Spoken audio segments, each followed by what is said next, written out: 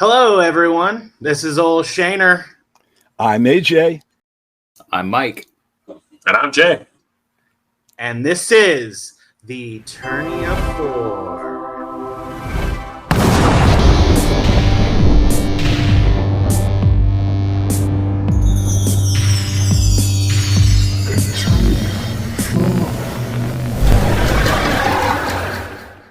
All right, gentlemen, topic one. As you may or may not be aware, San Diego Comic-Con, the largest and most exciting pop cultural and entertainment convention of the year, is now over.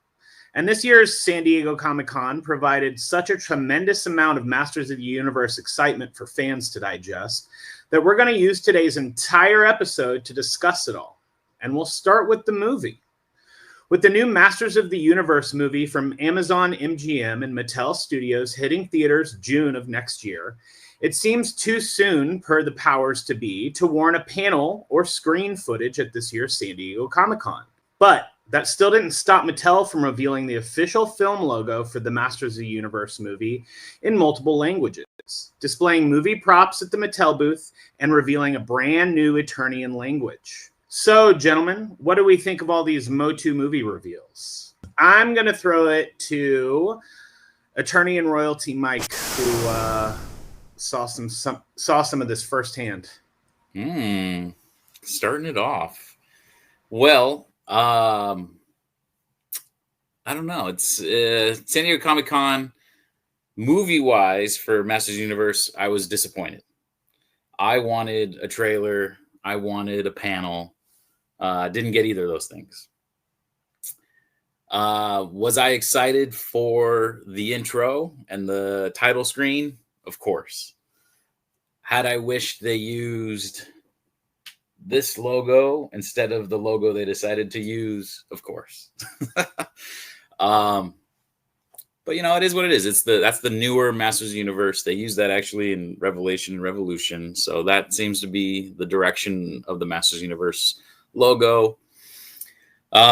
Seeing the sword in person, being able to hold the sword, the screen use, or at least they tell me that, was really cool. The Havoc staff, I wish they would have let us hold the Havoc staff, but it was behind some plexiglass. But they got it right. It definitely looks like Skeletor's Havoc staff. The really cool thing was the backgrounds to both the sword and the staff. Those were teases, and they actually, I believe, put on their official post the picture of that's where the sword resides in Castle Grayskull. They say it's concept art, but they said it's going to look very, very similar to that on the actual movie. What they wouldn't say is that Snake Mountain that was the background of the Havoc staff. I hope it is. It really looks like it's a combination of Filmation meets Revolution kind of look to it. It's got the snake with, of course, the dripping lava coming out the mouth. Loved it. They did give everybody these really cool prop swords, which were a hot commodity. Everyone asking about it. I'm so jealous. Is that foam? It is a foam. Yep. Okay. I actually got stopped by security, and they said, "Did you get that checked in with weapons check?" And I'm like, "We got that from a booth." So then it kind of became a crazy thing of hiding it to make sure security didn't see it. But yeah, there it is. It says, only in theaters. So that solves that question too. A lot of people were wondering, oh, is it streaming? Is it in theaters? No, it's only in theaters. Now, will it be out of theaters after a week? Who knows? But yeah, I'm excited. It definitely, it didn't build up the excitement I wanted, but it built up excitement. I would say that overall. Let's send it to AJ. AJ, what do you think? All right. Well, first I want one of those swords, and they're probably going to be worth a lot of money, I think. So, all right. So in regards, well, I was gonna say I saw them on eBay going for over 100. That's what people were saying. Yeah. Okay. So in regards to the MOTU movie reveals at San Diego Comic-Con, I, of course, wasn't there, much like Shane. We unfortunately just watched from afar. while Mike and Jay got to enjoy themselves in the land of Eternia in the Mattel booth. But the actual logo reveal video happened a little before, but I do believe it's still timed with San Diego Comic-Con. And first, let's start with that video. What do I feel in regards to that video? And I have 3 feelings towards that video. I loved it. I didn't love it. And it was just okay. And so let's go through them. What I loved, the music. I love how the elements of Filmation He-Man and the Masters of the Universe theme song was incorporated into the trailer music. And I'll compare it to the movie The Flash, that recent Flash movie. And I know a lot of people don't like that movie, but I went to see the Flash movie, not for the Flash, but for Michael Keaton's big return as Batman. And as people probably know by now, I'm a big Michael Keaton Batman 1989 fan, and maybe even a bigger fan of Danny Elfman's original Batman score. And that score gave me chills to hear those original musical riffs appear in that new Flash movie in theaters. And I know Filmation riffs in this new Masters of the Universe movie will do exactly the same thing. I mean, chills. So please make it so, Travis Knight. I really hope it's actually used in the film, and I guarantee you, even if you just use it a little bit, the audience will erupt, you know, especially opening weekend, where you know all the diehard MOTU fans are going to see it Thursday, Friday, Saturday, and Sunday.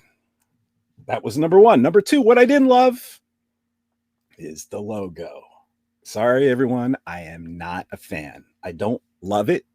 I never loved it. It feels tired. You know, it is tired, right? The font with the A that droops down and the R that droops down, that they've used to death. Is it in the Masters of the Universe Revelation logo, which I love? Yes, they use it. Is it in the Masters of the Universe Revolution logo? Yes, they use it. Hey, what about the 2021 Netflix Kids reboot, He-Man and the Masters of the Universe? They must have used a different logo, right? Wrong. Same logo. Hey, let me grab my Masterverse 1987 movie Skeletor. Let's see what logo is on that box. If I had it beside me, I'd show you. It's the same logo. I'm really surprised that, you know, other than painting, you know, the word Masters red, that the movie hasn't incorporated a brand new logo. I mean, if we're going to reuse old logos, I'd rather see a riff on the beautiful classic logo, you know, but a brand new logo would be awesome too for this brand new movie. But all they did really here is color Masters red, so just color me disappointed. And then finally, with the logo, as it recycled the logo through different languages, we learned later through the Mattel panel that one of those languages isn't a real language, but it's Eternian language. And that's my just okay one, where I love the idea of having a language that fans can learn and speak and write. But we already have one, created by Patrick Stannard, director of Masters of the Universe Revelation and Revolution. And it's called Kudakesh, aka Helang, and now we're gonna have a second language. So, you know, I talked to some people at Mattel back in the day, and it sounded like they were going to keep that language running through all iterations of Masters of the Universe. But now there's going to be a new one, and I just really wish we could stay consistent. Like if there's one Klingon and there's a Star Trek reboot, I don't want to learn a whole new Klingon. You know, just keep it one. So I'm thrilled they're expanding the lore. I'm just not thrilled that it's a whole new language to learn to write and to speak. Parasword looks great. The Parasword prop. I've seen it before, you know, but it still looks great. I got to see Mike kind of hanging on to it. I was wondering if Mike was going to run off with it. You know, I was going to see security run after him. Yep. The Castle Grayskull behind it looks great. When we see the original image of this Castle Grayskull concept art 3D rendering set, it has a different Parasword That's what makes me believe it's a concept art. But I wonder, the Power Sword actually might transform once it's in Castle Grayskull. It might not be the one we see Nicholas Galtzine holding. It might be the one we actually see in the finished art there. So I'm curious about that. And the Havoc Staff. I love seeing that in front of what possibly is concept art for Snake Mountain. And that Havoc Staff is so cool. It had like these discs in the eyes, right? And Mike and Jay would know better because you guys saw it in real life. But, you know, I only saw it in photos. And Michael from Toy Habits, he took some real nice up-close photos for me. Thank you, Michael. And, but I really love that Havoc Staff. You know, I love how the what do you guys call it? It's not vertebrae, or maybe it is vertebrae, cervical vertebrae, the back of the neck, right? I love seeing the back of the neck of the Havoc Staff. It almost looks like the Havoc Staff head belonged to a different creature. It actually reminds me of Shane of the Masters of the Universe Revelation prequel comics, where we saw a demon Skeletor enslaved by a creature that has like a Havoc Staff kind of head, a ram head, and they cut the head off after he frees himself from his bonds, or he comes back for revenge, and he puts the head on a pike, and then Hordak blasts it with a magic spell, and that becomes his Hordak Staff. Now, of course, we learned in Revolution that was all dream, but I love that idea. I love the idea of the Havoc Staff originally being a live creature attached to a pole and then blasted with magic, and it almost looks that way because you see the vertebrae there. You know, why would someone do that on a staff? Put vertebrae bones, cervical vertebrae. So it'll be interesting to see how that's developed. Yep, I think that's about all my feelings. So who am I going to bounce it to? I guess I'm going to bounce it to Jay.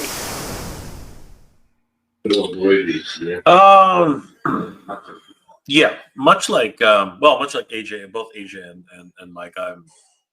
As far as SDCC is concerned, I was a little disappointed. First of all, I will have to say that and this is not a knock on Mattel. This is moreover, maybe it is a knock on Mattel. But basically, the way the panel situation was handled was absolutely atrocious. It was not good. It was not a good system. First of all, I think the lottery was a bait and switch. There was no lottery. It was, if you got there first, you were there first. You were. There was no checking of tickets. There was nothing. That was just absolutely terrible. And I actually do blame Comic-Con for that, because introducing the lottery system, as far as I'm concerned, should not be for panels. And there were a ton of panels that had the lottery system attached to them, which I think was just more FOMO than anything else. I think that was just trying to get people to go to panels and to get excited about panels. And as a matter of fact, a lot of the press did not even know what was going on. Toy Habits, who I was with, we were press, and we had no idea. It was because of Mike that I even knew that there was a freaking lottery at all. And that is appalling. Okay, I didn't get an email. I didn't get anything. And, Mike didn't have a press pass. I would have gladly given Mike a press pass if I had an extra one. But it was just, what happened? Like, seriously, there was a lack of communication everywhere. And then to add insult to injury, they moved the damn panel. The panel got moved 2 hours ahead. I was in line at Hasbro trying to get an exclusive.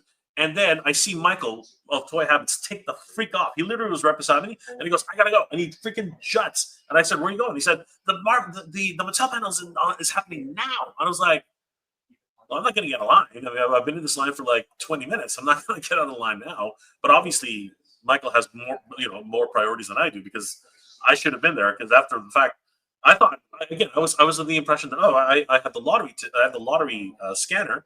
Maybe they'll let me in to the front. No, that did not happen. You were there. You were at the front. You stayed there. It didn't matter. There was no seating. And Mattel did have a panel last year. They had a great panel last year, and it was packed. It was rammed. So I don't know why they changed the format. I know that they had that similar desk last year as well. So it's not like it hasn't been there before. They've had panels at the booth and panels in panel rooms. So I think that something happened. I think that maybe Comic-Con screwed it up, or maybe Mattel didn't book a room in time. I don't know. I don't know exactly what happened. But I booked a panel, so I got a panel room. So I just don't know what happened. So, and I'm not even talking about the movie yet. But that to me was unfortunate.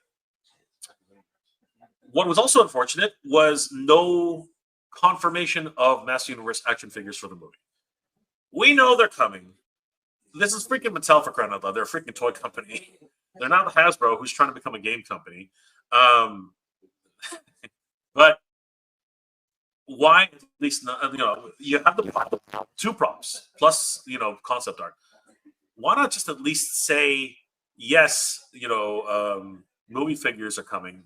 We can't talk about them, but we can assure you that there will be figures of the movie. And you know what? As I always continue to say, fans are picking up where Mattel is dropping the ball in many regards. And this is no different, because I'm sorry to say that guys like Master Versal Toy Hunter are just basically going around and saying, hey, you know what, if Mattel's not going to do it, we're going to do it. I mean, he's making a freaking action figure Tila before the movie even comes out. I mean, come on. If Master Versal Toy Hunter can do that, we're there's something else going on. You know what I mean? And honestly, she doesn't look half bad. I mean, it's not a half bad idea. You know what I mean? Yeah, we shared that on for Eternia social media I know. pages. And that's why I'm saying it's pretty good. Yeah. And for a fan effort, again, I always say this: the fans are doing it better. I think that it's a bit of a fail that Mattel hasn't actually confirmed. We're what a year away? Not even, probably less than that now. And still no confirmations on. And it's kind of strange on that too, because half the time Marvel movies, their action figures out a whole year before the movie even drops, right? So I don't know what's happening on that front, but a little disappointed on that. Was I happy to see the props at the show? Hell yeah. I was very, very happy to see the props at the show. As a matter of fact, there's so many great things that were going on that weekend, but seeing something like that, I mean, that is just inspired. Like, I am excited. I know right now it's still concept art. They haven't confirmed if this is going to be what it looks like or what have you, but I mean, that's pretty crazy. And then of course, looking at, again, concept art, right? We're not 100% sure if that's going to be the Snake Mountain or not, but I mean, that is just, if it's even close to that, that's just scary, right? That's just scary. So yes, very excited, and I do love the way Mattel framed the whole thing. Within the halls of Castle Grayskull, I thought that was inspired. I thought that was a really cool thing. I did find it interesting that they didn't use the high resolution photos; they actually used a low resolution photo, because Mike, if you got close, when we started getting close to it, it was fuzzy as hell. You know what I mean? The actual backdrop. So I thought that was kind of funny. But I'm wondering if it's just contractual obligations that they have on that level. I love the props. I think they look great. Obviously, I'm a Filmation guy. So I love the fact that the sword is more Filmation-esque, because, in this new artwork, you can see that the sword actually looks more like a toyetic sword rather than the Filmation sword, which I'm not against. I don't mind that, but I do default to the idea that with the factory entertainment version of the sword, when Pixel Dan holds onto it, it looks comically oversized. So I mean, there's something about it that does not really work with human hands. I'm just gonna come out and say it that way. So I would love to see the whole movie mostly with, because going to what Shane was saying, I would like to see that version of the sword on screen more often than not. That's the Universe logo. I mean, I'm not against it. Do I think it's tired? No, not necessarily. Do I like it versus the traditional Master Universe logo? No. I grew up with Master Universe and that logo specifically. So yeah, I mean, like I would always default to that logo. That logo is just what it is. And you know what? Even as a kid, I was shocked that logo made it on screen when the first movie came out, because I was with movies, especially when you're a kid, they change the logos of movies all the time. So even when they were promoting the film, it was a slightly different logo. So when they actually put back in the 80s, right? But back in the 87, the trailers were a different logo compared to what was actually presented on the film. And I was basically thrilled that I saw that logo on screen. This logo as a graphic designer, yeah, it's okay. I mean, like as AJ said, it's been used in multiple media, multiple iterations of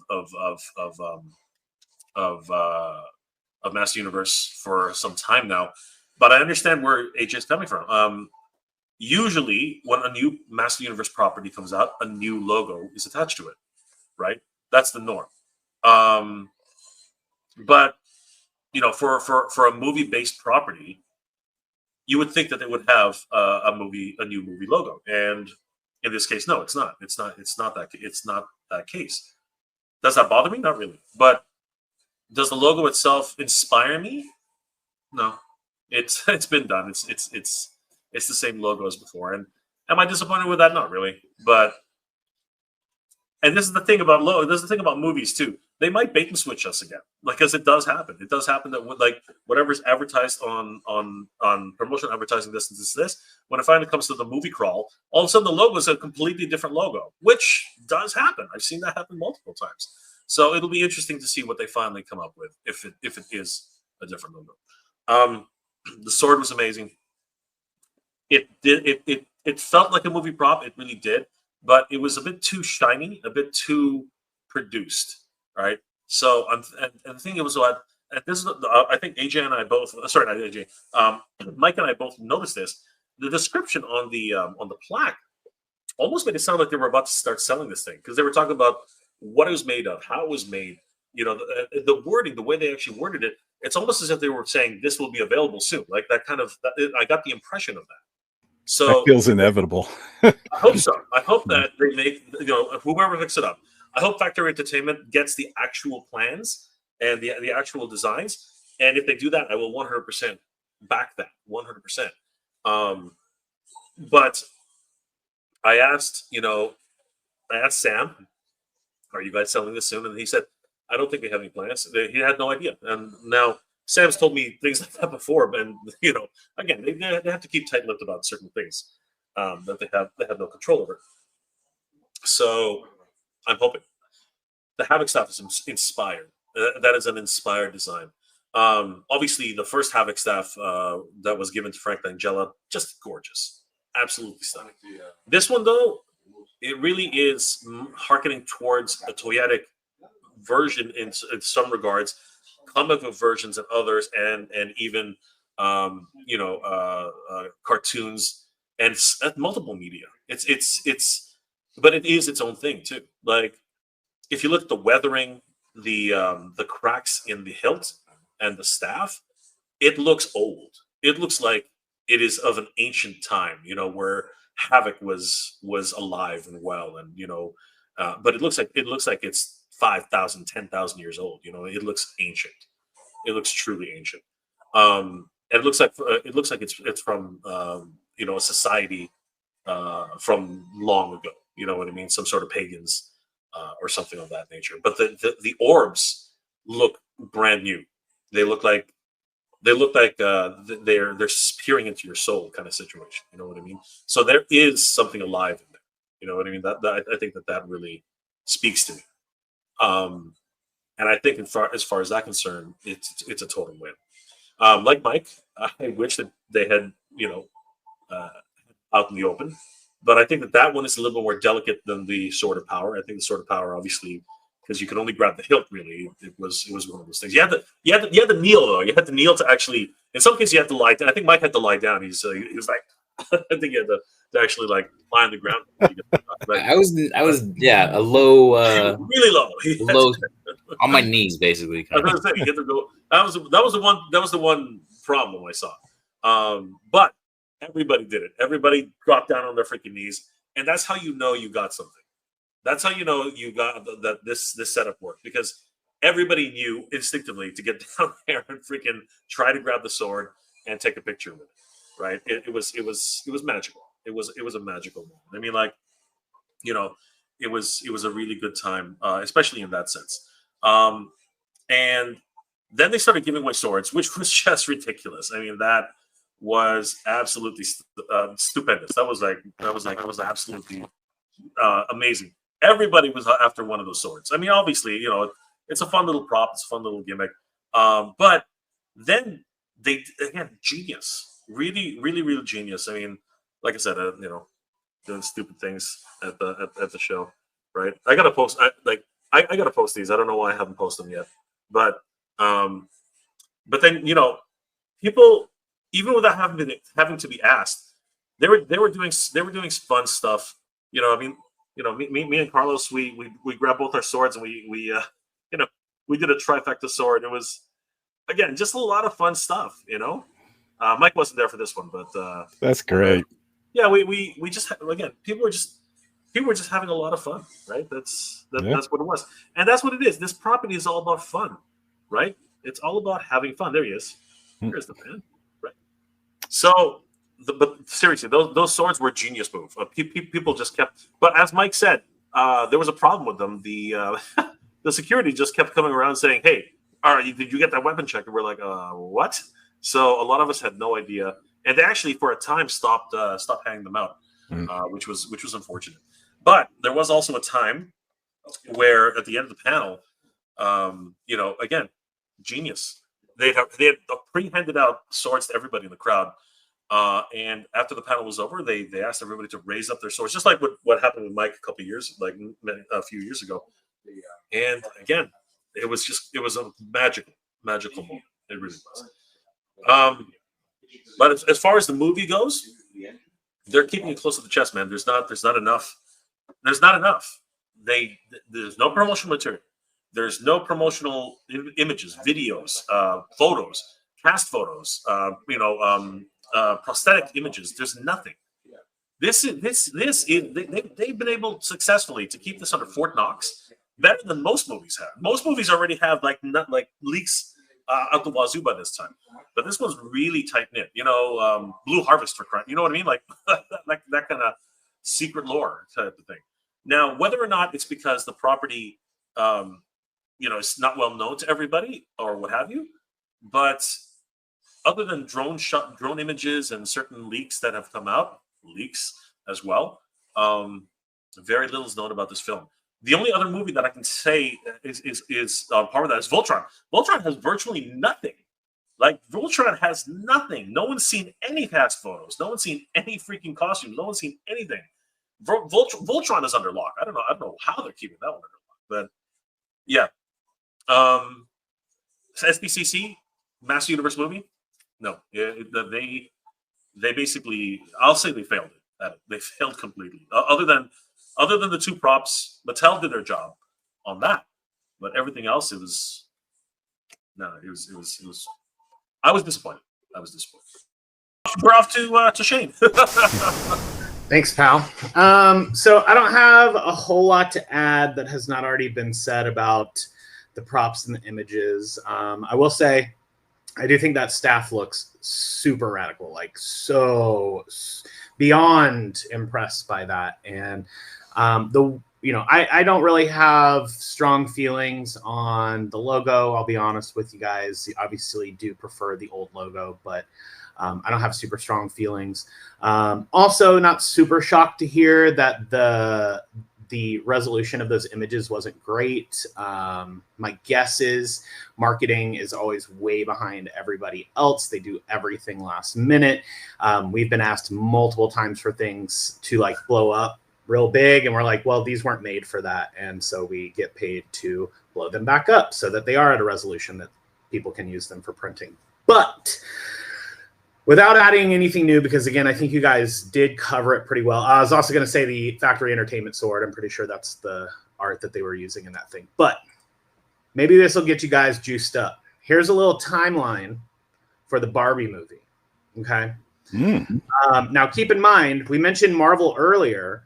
Marvel is a Disney money-making machine at this point, and they know what they are doing at every step. And so I decided I was going to look at the Barbie movie as a template for what we could expect moving forward. So Barbie came out July 21st of 2023. They didn't really start marketing the movie until April of 2023. We didn't get our first trailer until December of 2022. And the toys for the Barbie movie were put out in May of 2023. They were promoted and they were released June 1st, as early as June 1st, 2023. So what I believe, if we follow this timeline, we should get a teaser in December, I'm going to guess. We're going to get a full trailer probably in Feb or March. And then we will get toy promotions and things between March and June as the movie comes out. So without adding anything new to the little bit of movie peeps we had at the con, I'm going to be riding that timeline. That's awesome that you did that, Shane. That was like forensics, you know? Right. You're our official forensic analysis guy. But I'm surprised. I'm looking at all four of you, and am I the only one who mentioned the Filmation music? None of you guys were excited to hear. Oh, I agree. I thought that was the best part of the trailer. Yeah. Also, I've got feelings on the new language as well. Like Kudakesh, in my opinion, is the language. I think that it is more inspired. I think that it is. I don't know this Eternian language, but what the work Patrick put into that, I obviously am biased, but. There are some Kong languages that are just, you know, one symbol stands for the letter A, one symbol stands for the letter B, and it's not really a true language. But Patrick's Kudakesh, Helang language, is a true language with its different phonetics and different writing, all written on a bar like an H for He-Man. Oh, it is so masterful, and that's why I was a little bummed to see that. You know, I'm wondering, though. I'm wondering if this is the first Eternian language. I'm wondering if it's the first Eternian language, and that it's to show how ancient, you know, the powers of Grayskull truly are. And I'm wondering if over time, as with all languages, it has changed, right? And now we are in, you know, like eventually. And I wonder if they're going to mention that in the film. You never know, right? It could. Kudakesh was early too. That was in the beginning of, the beginning of time. It's all ancient script, but. Yeah, I mean, they could be connected to some degree. I would hope to see that. They probably just couldn't afford Patrick, you know? Yeah, they probably couldn't. You know, as far as the Filmation music, I mean, like, you know what? The problem with me is, too, I sort of take that for granted. I just love that. And I felt, you know what? It's so appropriate. Why even mention it? I mean, that to me, I think is it. I don't know. I have goosebumps. I just forgot about it, honestly. I once I get my turn going, I'm like, oh my god, what am I going to talk about? Oh yeah, there was the Filmation like last time, and I was like cereal boxes. I was like, oh yeah, cereal boxes. Why didn't I mention that? But Shane, with your thing, like you said, February trailer makes me think Super Bowl trailer, which would be really true. Yeah, I think we'll get a holiday teaser, and then maybe like a Super Bowl trailer for you said December and then March, right? Yeah, somewhere in between that area. Like I think we'll for sure. I would be shocked if we don't get a holiday teaser in some capacity, bigger than what we just got. And then that real trailer coming out February, March, somewhere in that area. And then promotion happening after that. I just want to follow up on my tired comment. I mean, I love the Masters of the Universe Revelation logo. I love the Masters of the Universe Revolution logo, but it's tired because I've just seen it now. I've seen it in the 2021 kids show. I've seen it in the Masters of the Universe. I've seen it on Masterverse figures. So that's what I mean by it's enough now. It's not the original logo. Let's update it. You know, let's make something just special for the movie that has iconic elements. And I don't know. I was really surprised they just pulled out the same thing we've seen for how many years? Whew. 6, So 7? I bought a shirt that says it's basically the movie logo. It says Master Universe, and that says the movie. So if they bait and switch us, then I'm screwed. Well, yeah, that was our official heads up that it was the official logo, because on Amazon it said official like movie logo, and I was like, oh, okay, there you go. Then that's what this whole video is about. And regarding the movie figures, Jay, I see your point very much.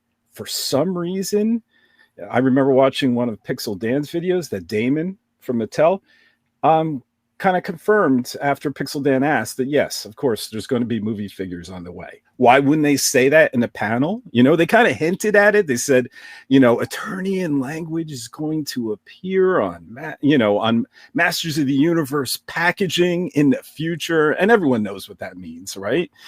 But Damon actually confirmed it to Pixel Dan. So when he did that, I'm like, why don't they just say that to everyone? Everyone will cheer. Everyone will raise their swords. Why just say that on a video that not everybody watches? I mean, he gets a lot of viewership, but still, it's not everyone, right? I actually spoke to Damon too at the booth. I wasn't going to mention his name because I didn't want to get him in trouble if this did get him in trouble. But oh well, now it's out there.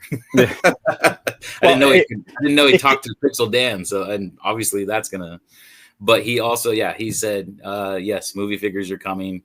They're not going to be released for a while because toys spoil the looks and the movie looks. So he wants to hold off. So that's, again, Shane, with your timeline, that's kind of surprising. It'll probably be just a few months before we actually see some of the toys. Well, you know, MOTU people, though, I'm sure come February, they'll be like, oh, leaked grainy image of, you know, confirmed Orko's in the movie, something like that. Well, that I hope won't be a spoiler, but something like with, speaking of Shane, Masters Universe Revelation, where Skelegod was wave 1, you know, and it's like, you kidding me? You couldn't save Skelegod for wave 2? Yeah. Yeah. So that was a bit of a spoiler. He also mentioned, which is really cool. I said, oh, you know, is it going to be Masterverse? And he mentioned that they're working with the WWE team to ensure that they get the likenesses like super exact and everything. So they're the Masters Universe team will be partnering with the WWE team. So I don't know if that changes the scale a little bit, but expect them to look more like the Masters of the Universe or the WWE figures than like Masterverse. Are they very, I'm not a big collector of those, but I do have, like, I have Roddy Piper, you know, on my shelf. You can't see him over here. This likeness isn't great. I mean, do they have a history of doing great likeness? Way better than any of those MOTU head sculpts. I'll tell you that right now. Yeah. Well, the Evil Lynn from the 87 movie, Meg Foster was pretty They did well with that. Yeah. I can't think of anyone else. I feel like they've gotten better, though. They just did the Razor Ramon, and I thought that one looked really well. That's like, he actually had 3 different heads he came with, one with a little toothpick, and I thought that they did that really well. Here's Roddy. Oh, okay. So that one's the superstars, though, right? So this was going to be more like the WWE, like those 7-inch figures that they do, highly articulated. You know what I mean? Yeah, I've seen those on the shelves too. Yeah. I don't know the exact term for them. I don't know if they're like Marvel Legends, but WWE. Topic number 2, the figures. At this year's Comic-Con, there was a plethora of Masters of the Universe action figures teased to the delight of He-Man and She-Ra fans everywhere. From Origins to Masterverse, from Cartoon Collection to New Eternia, from 2000X to 2000X, there was a cornucopia of MOTU characters realized in plastic between Mattel and Mondo, aimed to keep fans excited for the next 12 months. But are we excited? What were our favorites and not so favorites among this year's San Diego Comic-Con Masters of the Universe action figure reveals? And since Shane started last, now I'm going to start with Shane first. Yeah, boy. All right. I thought that we had a mixed bag this year. The number one thing I saw that I must have and have ordered are the Transformer MOTU toys. I thought those were so rad. I've skipped the Thundercats MOTU line. I just cannot afford it. I am all the way in on the Turtles of Grayskull. And then seeing these Transformers, MOTU, the two giant companies coming together, I just got super stoked and way into it. Ordered the 2 that are out. I'll be collecting those for sure. Masterverse, also collecting all the Masterverse figures. So all the ones they released, I thought looked really good. I will say that Keldor looks real cool. Really, really cool. With the melted face. Yeah, dude. I thought he looked rad. And then the Origins Stingor and Dragstore, I thought those were awesome additions to that line. I'll be picking those up for sure. On the not feeling side of things, I'm just gonna say it. I'm not a fan of those 200X. Are they Masterverse? They're their own line. Cartoon Collection. Cartoon Collection. Yeah. They're a little bit taller than Cartoon Collection, and they'll be in scale. So obviously, like Ram Man and Clawful will be larger because in the show they were larger. Gotcha.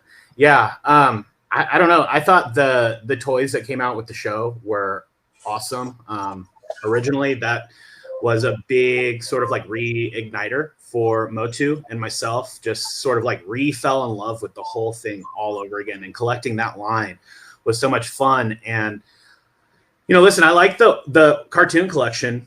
These just look a little silly to me, and it's not on anybody. I just think when you look at these versus the original 200X line, there's just no comparison. So I'm not stoked about them. I will not be getting them personally. And the other thing, so I have 2 more. I'm going to save one for our third topic, but I can't justify the new Castle Grayskull playset. I saw it's like 14% off on Amazon today or something. Almost pulled the trigger exactly. I just can't justify another $100 and whatever on a similar mold with some funky green paint on it. And I get the appeal by some folks, but like I'll get into with topic 3, I think I'm out of playsets for a little while, mainly because they're obviously expensive, but they literally don't even get out of the box in any capacity. They just go straight into the garage or straight in the storage. And I think I'm out on them for a little while. And with that, I'm going to throw it to the man pointing at his playsets behind him, one Mega J. I just kind of had to. I mean, they're both of them are right. They're both right here. I mean, it's kind of. They're gonna say them acting like no, not really. I spent enough money on these things. They better do something for me. I mean, well, I'm just gonna go ahead and answer that one. I'll be honest with you. I appreciate that the prototype version of Castle Grayskull was made available. I mean, the history of Master Universe is such that these little sketch collection nods, because I'm thinking that that's what this is. I think that that's the sketch. It's part of the sketch collection, right? I think that that's probably what they were thinking. I think it's glorious. I think that Mark Taylor, as he passed away, and it's good. It's a good opportunity to celebrate something along those lines where he was a part of. But it's not the sketch. It's not the sketch collection. I mean, this doesn't look anything like it. If you actually come down to it, Colt over at Battleground Blog, he's got a fan-made version of the original, concept skeleton, and it looks glorious. I love the more extended jaw. You know what I mean? I love the mandible that's a little bit more wide. I love the off kilter nature of the whole castle. You know what I mean? I love those things about the prototype. And honestly, when I was a kid, when I first got my Castle Grayskull, I'm like, this doesn't because I remember seeing that in illustrations, right? The Alcala artwork. It was all very much in that design. And I remember saying the mouth doesn't really come out as much. I was kind of like, that's kind of weird. I still love my Castle Grayskull playset, but it's different. It's very different. So, and the other night I was on a panel No, sorry, I was at the Toy Troopers Unite panel, and they talked about Castle Grayskull. The first thing I said out there, I was like, you know what, this is probably it's. I said it's a good thing it's on Amazon because it's going to go on sale. I said that on the panel.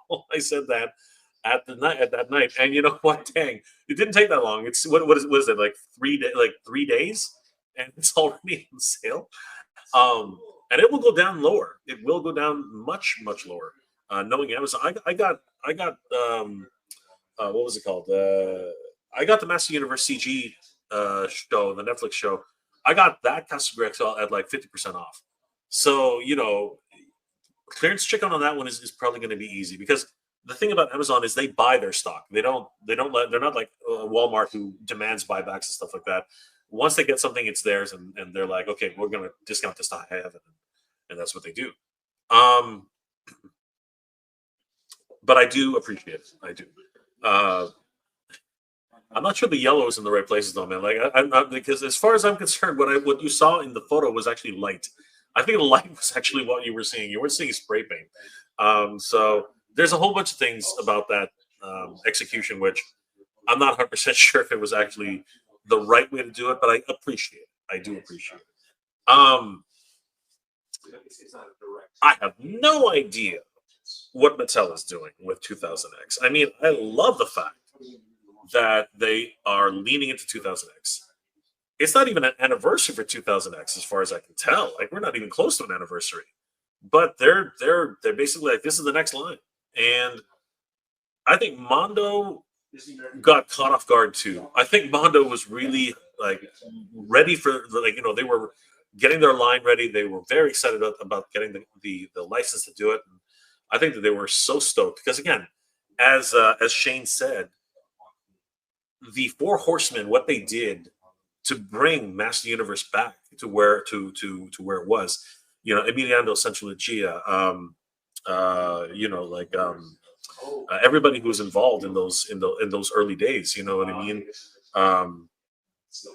It helped to propel, you know, Master Universe back into the spotlight. You know what I mean? But what the Four Horsemen did with their designs, I do have to say, and I said this a couple times now, they were less action figures and more stanchions with articulation. I mean, the way He-Man is, like, he looks amazing. Skeletor looks amazing, but the reality is they're kind of in this pose, you know, where they're kind of like that. And if you try to move the arm around, it looks a bit odd when they're actually doing it. And this wasn't the age of, like, you know, elbow articulation or leg articulation. So, you know, at least to the degree of it is today. So it was a bit awkward as well. But they looked so good on the shelf. But then you take that image of an action figure, which looks so good, and then you actually compare it to the cartoon. There was a big contrast between the two. I mean, the cartoon had to be so simplified. You couldn't get that amount of detail on there. And I think that's what Mattel's trying to do. Mattel's trying to do another cartoon collection with these guys.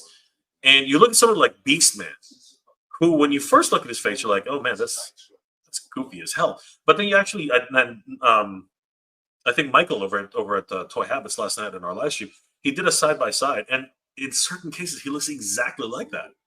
So I think what they're trying to do is they're trying to really lean into the cartoon aesthetic on that level.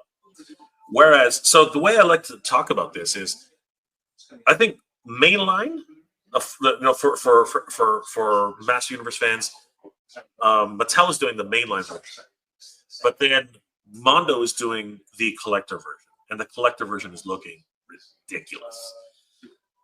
Now, the price point hasn't been released, but if we go by what Ghostbusters is selling for right now on their 1/12 scale, we're looking at about $101 each figure.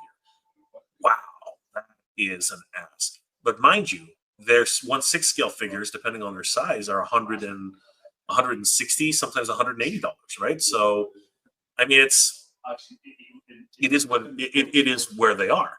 But the sculpts and the designs and the paint apps and everything, it's just so premium, right?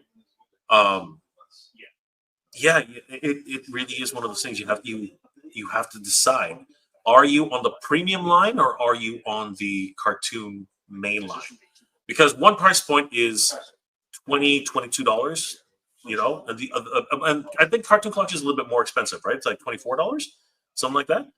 And then you look at No, it's I think 20 to 22. It's Okay, $19.99 I think on Amazon, and then $22.99 on. Sure, but if you're not close to a Walmart or whatever, and you're at a comic book store, it's going to be upwards of $24 maybe, Okay. right? And that's great. That's a mainline version. And if you're into, and if you're a big fan of 2000X, maybe you'll go for it. But Shane's right. If you really want that aesthetic from the Four Horsemen and what they were trying to do with their line, really trying to make them more adult and more in your face and really premium products for a really cheap price, that's no longer the case now. Now you have to go at least to Mondo, because Mondo's really doing it, and it looks premium as hell. But the price point is substantial. You know what I mean? Like the 5 figures they have alone is going to be about $500. You know what I mean? If that's what they're doing, I'm not sure. They haven't confirmed. They have denied. They haven't said anything yet.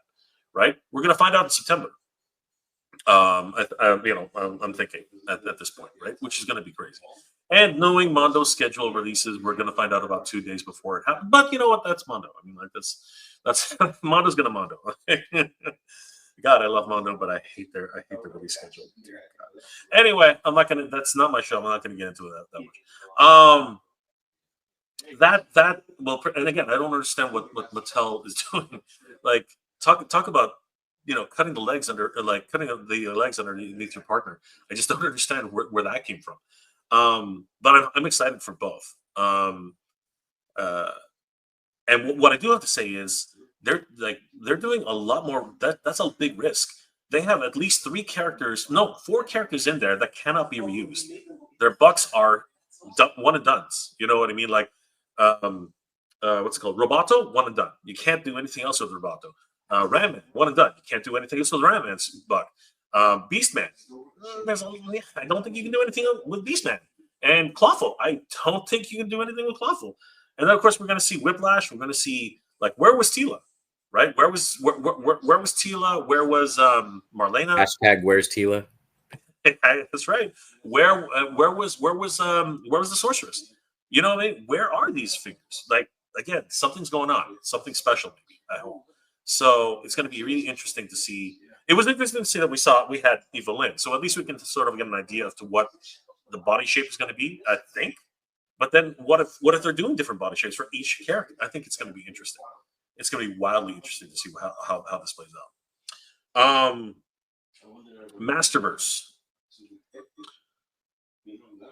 Finally, you know, we're getting to Dragster. You know what I mean? And you know, actually, we got 2 Dragsters.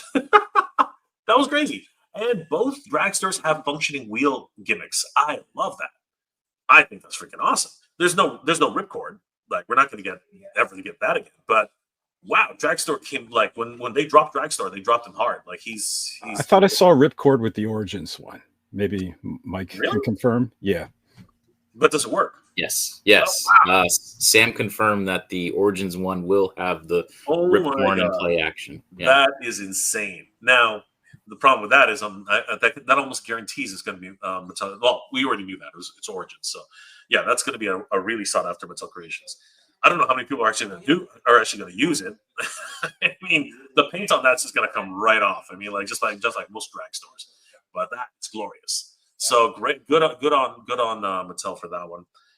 Stingor, could we come up with a better name? Like, I get where it's coming from, but that sounds like Flipor, man. Like, you might as well just, like, you know, start doing or everywhere. I mean, like, come on. But the character is good. And now everyone's like, well, if there's a Stingor, where's Scorpia, right? So we know Scorpia's coming. We've seen her teased on box art. Things are moving in the right direction, I hope. But the same question is asked again. Where are the rest of the Master of the Universe line? Like, let's just finish off this line. Let's get the Powers of Grayskull. Let's get a Megator. Let's get a Titan. Let's get all the figures we want some dinosaurs, right? We want some dinosaurs. And where the hell is the battle ram? Just give me the fucking caboose. Just give me the caboose, you know, included with another figure. I don't care, something. Give me the freaking back end of that stupid vehicle. That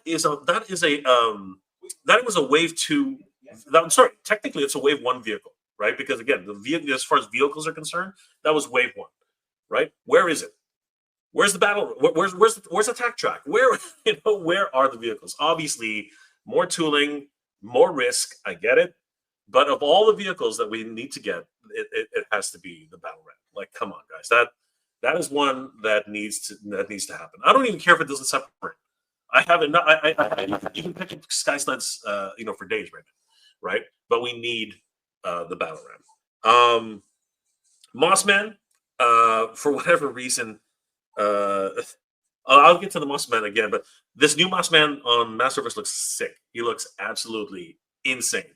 He looks like a lion made of freaking vines. You know what I mean? Like he looks absolutely ridiculous. I love, and he's oversized. He's big, he's burly. I love him. So yeah, total win on that one. Force Captain Adora. Wow. Holy crap. And picking apart some of the photos that we had taken at the show, Michael and I and the Toy Sorceress actually sort of realized something. We think the armor comes off. And that's why the bodice is so big. That's the only way I can explain it. It does. There's a regular Adora underneath. Yes, yeah. We are 100% sure that Adora is under there. So holy crap. Because she has her regular head too, so holy crap, we're getting Adora, like actual Adora. She has black leggings, but a little paint fixes that too. But seriously, that's freaking incredible. We're getting Adora, and of course, by default, we're getting Force Captain Despara in a slightly different fashion. She doesn't have her Despara outfit, but she has a Horde Captain outfit with Despara helmet. So it's like an in between Despara. So fascinating, but. Love the fact we're getting Adora into the collection. So incredible. I'm pretty sure I'm forgetting something, but Transformers. Did you have to bring that up? No, I'm just kidding. No, seriously, Transformers.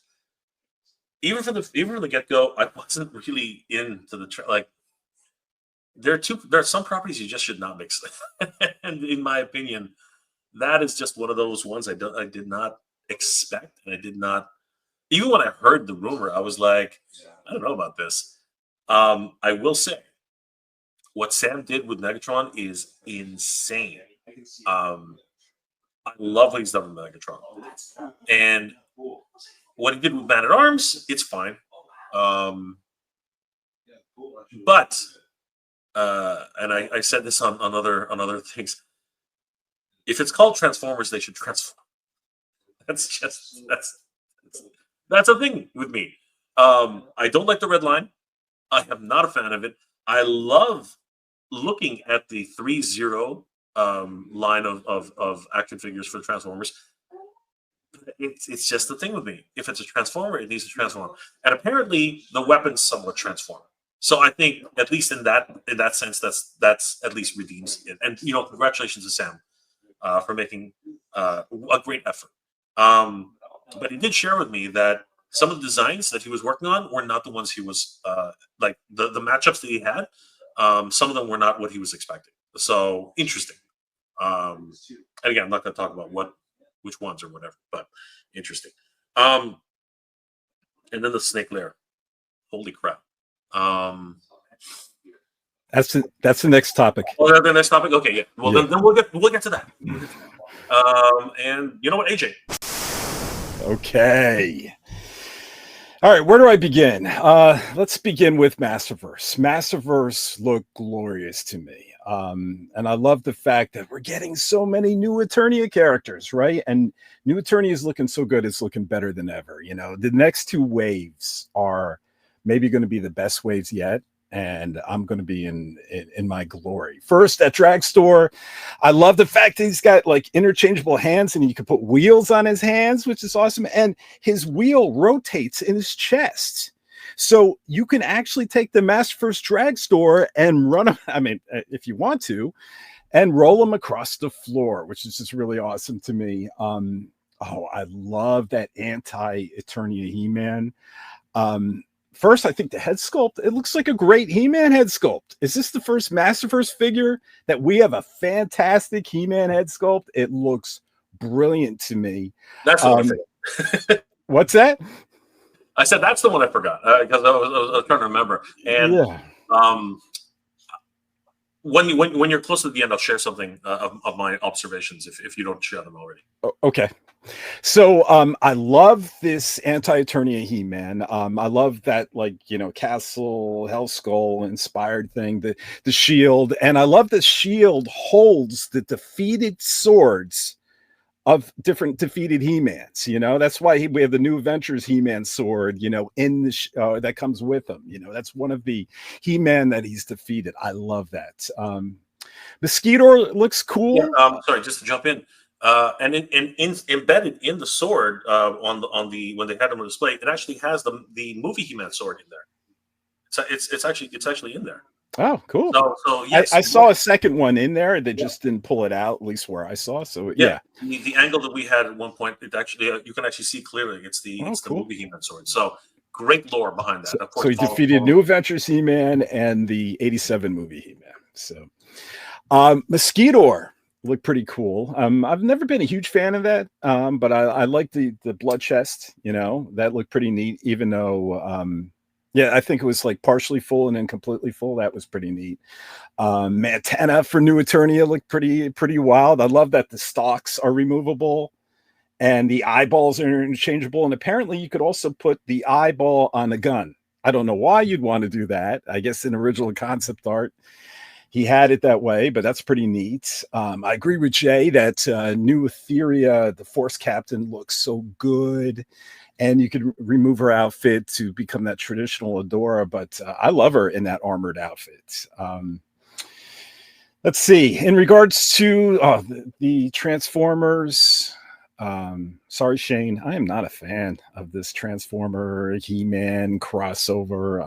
I will not be investing in these. First, what a missed opportunity. Buzz off, Bumblebee. Buzz off, Bumble. No, we mixed Bumblebee with Man-at-Arms. And like Jay said, it doesn't transform. It doesn't transform at all. Now, Megatron and Skeletor apparently has a transforming Havoc staff. It turns from a gun to Havoc staff. You have a little bit of transforming. But with Bumblebee, you don't have any at all, you know? And I just don't understand the point. It just doesn't work for me. And at $33 a pop, sorry, you know, I'm just not going to invest in that. But anyone else excited? I'm excited for you. With Origins, that Mark Taylor Castle Grayskull, no. I mean, I love the pad, right? The play mat that goes underneath it. That's great, but it should have been a brand new sculpt. That's what I'm waiting for. Masterverse, everyone. I'm waiting for a new Eternia Castle Grayskull that's based on old original concepts, and that's where we get that Mark Taylor sculpted, not painted, sculpted design, and I think it will sell like hotcakes. That original Mark Taylor design is gorgeous. The way the mouth protrudes out further and the top is a lot more misshapen. I think it'll be fantastic. It needs to be New Eternia. This doesn't cut it. This feels sort of half-assed. The Dragstore looks good for Origins. Stingor looks interesting. 2000X, starting with the cartoon collection, to me that looks pretty awesome, and I'm excited. Look, Filmation is my thing. Filmation is my mojo. I have like doubles on the wall, and but you know, there's a lot of people out there that 2000X is their thing. It's their mojo, and I think these look good, you know, to the point that, you know, I love those cartoon collection figures. I love the animation style figures. I have some Mondo like Batman, the animated series figures that has that shell shading. I love that. I have the Skeletor from Masters of the Universe Revelation, Shane. Love it, Shane. Mondo figure, that's cell shaded. I like the animation style, and I really think these 2000X cartoon collection figures look really cool. So I think I'm going to be investing in a few. And I do agree with Jay. This hurt you, Mondo. This hurt Mondo, because I was kind of on the fence, and I was one of those people on the fence. Maybe I'll get a He-Man, maybe I'll get a Skeletor from Mondo. It doesn't really look like the cartoon. They're beautiful, but it doesn't really look like the cartoon. But maybe I'll invest in a couple. Now I'm not, guys. Now I'm not. And I imagine there's a lot of people that were on the fence of maybe going to Mondo. They're saying, oh, I'm just going to get these cartoon. They look more like the cartoon. And that hits my sweet spot because I'm a lover of that cartoon. So I think I won't be surprised if Mondo has some hurt feelings inside in regard that they're competing against Mattel for the same customer base. And that's got to be uncool. And I really think these figures are going to end up 100, maybe even more, $120 with the new tariffs and inflation. And it's going to be too rich for my blood anyway. With Mondo, by the way, Triclops looks good. I do like the look of Triclops. She-Ra and Swiftwind we saw before at WonderCon. It looks amazing. But that chase looky, are you kidding me? You're spending $800 for a bundle and you get a 10% chance at a special looky figure, a rainbow translucent looky figure. Come on, you spend $800, you give them that damn thing. Don't know. This isn't pop. This isn't little like $10 figurines. This is $800, and you have to buy what, 10 of them, at a 10% chance, and you'll probably get one. Maybe. No. Mondo, what are you doing? This is I do not like this idea. I think it's a dumb idea. I think they should back it up and just give it to everybody. And that's my opinion on that. Back to Origins really quick. I love the She-Ra and Swiftwind cartoon collection, the Filmation one. That looks so good to me. And it's going to be a different She-Ra. She's going to have a different sculpted hair. And I think she's going to have a soft goods skirt and cape where she can fit on the, on Swifty. So that's really cool to me. The only thing that makes me a little nervous is there were no other cartoon collection figures announced. And I know some people were saying, well, like Damon said, there's more in the way. I listened to when Damon talked to Pixel Dan, and when he asked about more cartoon, like cartoon collection figures, because we're still missing a lot in She-Ra. And Damon said, yeah, I think we're going to definitely see more of these characters in different formats. And I caught that word, in different formats, which doesn't necessarily say cartoon collection, but everyone was saying, oh, they're coming with more cartoon collection. To me, that says something else. And so I'm a little nervous that after She-Ra and Swifty, that might be the end of the line, because I'm hoping to get a few more released, like King Randor and Queen Marlena in the Filmation style. Come on, guys, you got to at least give us that. Give us those. So we could position him with Prince Adam and Adora. And I think that's about it. Yeah, I think I covered my thoughts on those figures. So now I'm going to pass it over to Mike. All right. I'm basically going to work it window by window here. So let's see. I'm going to start with the Transformers. Sorry, Shane. I am also not a fan. I feel like it's two different fandoms, and I feel like the Thundercats and Ninja Turtles, for some reason, those went together better. Transformers, either you're a Transformers fan or a MOTU fan. Yes, are there fans of both? Of course, but it's not into the amount of like Thundercats, He-Man fans. And then just like AJ saying, missed opportunities, Bumblebee, exactly. And now I get, you want a more main character. Buzz-Off's not really the most prominent character in MOTU, so of course they go with Man-at-Arms. But at the same time, my missed opportunity is show me some vehicles that change. Give me a Battle Ram Man. Give me a Wind Raider that transforms into a figure. Give me so cool.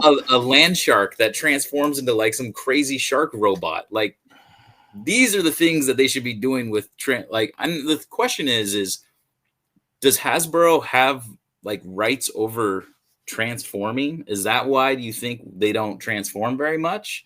Maybe if I would almost say like Mattel should have gave MOTU over to Hasbro to make Transformers that were MOTU that way.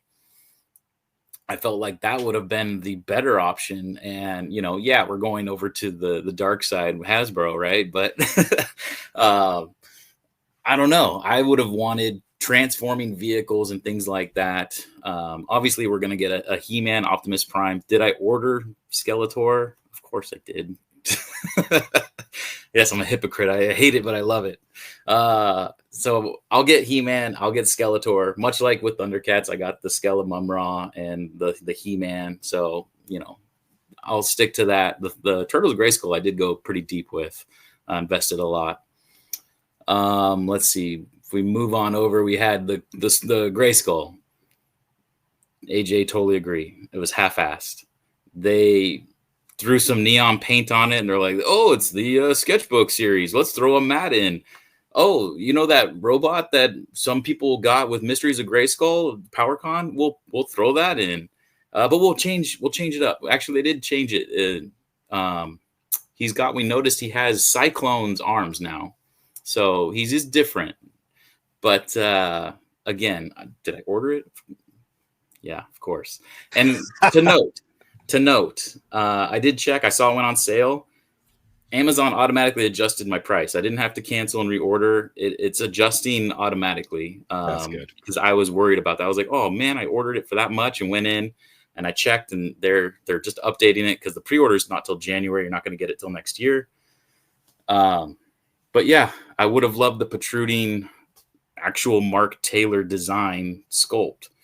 It just seems lazy. I actually have a playmat that was done by, and I apologize, I don't remember his name, but he was a German gentleman I had my friend send it overseas, and it was done really well, and it looked just like Mark Taylor's playset mat.